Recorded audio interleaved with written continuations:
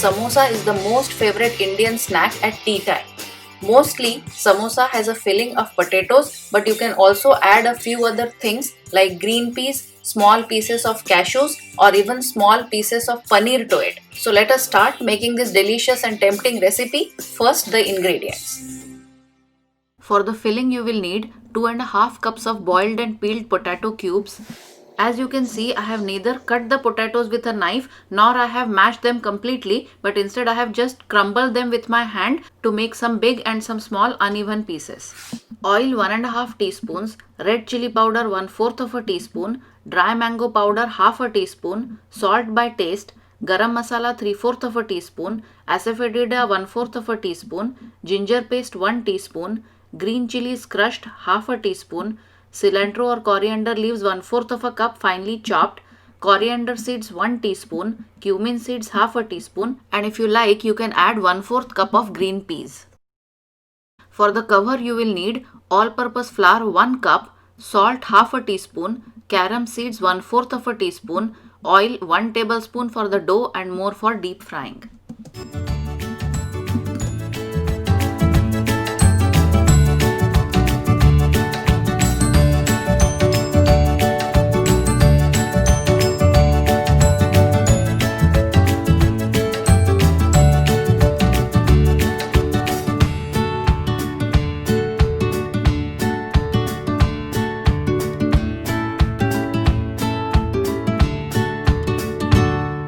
Now heat 1 tablespoon of oil and add to the all-purpose flour.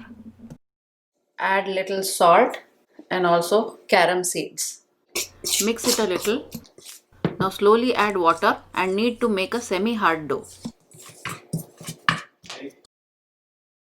Now cover and keep aside for 15 minutes while we prepare the filling. Heat oil in a pan and add asafoetida or hing, then cumin seeds and ginger paste. Now add the green chilies and coriander seeds.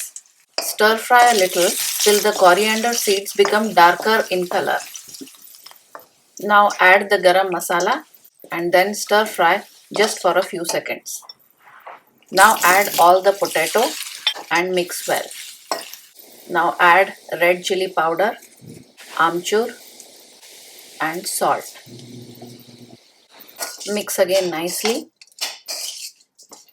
and then add the green coriander leaves.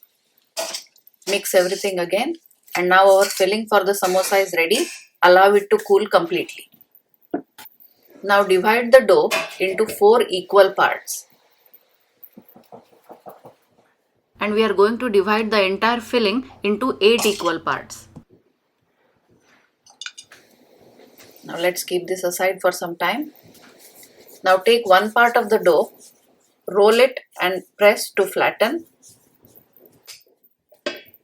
And now we are going to roll it into a thinner and bigger circle. Don't roll it into a very thin circle. Let it be a few millimeters thick. Now cut the circle into halves.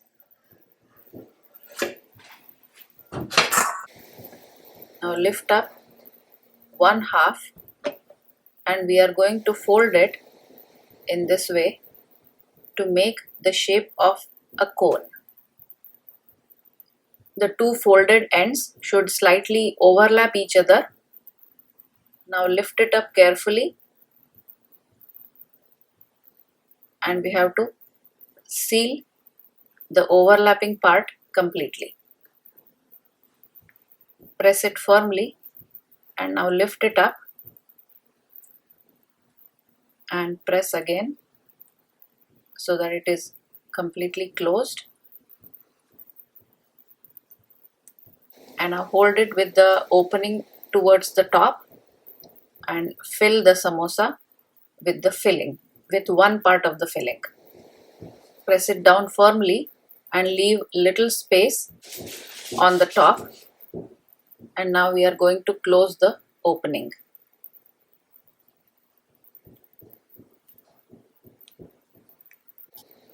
Once the opening is completely closed, we are going to press it a little more and pull it out a little bit. That gives the attractive shape of the samosa.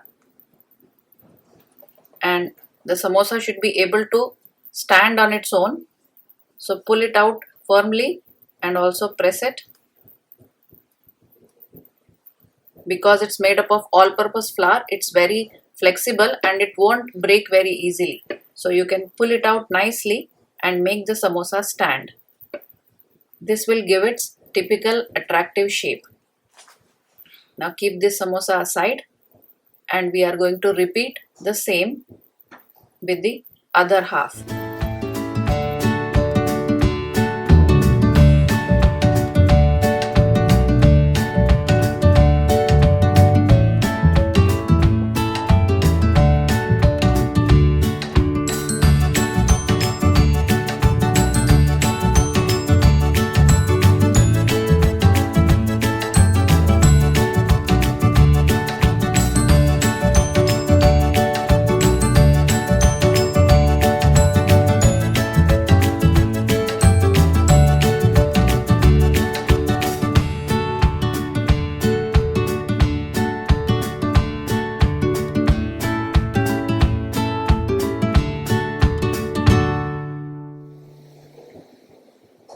Similarly, repeat with the remaining parts of the dough.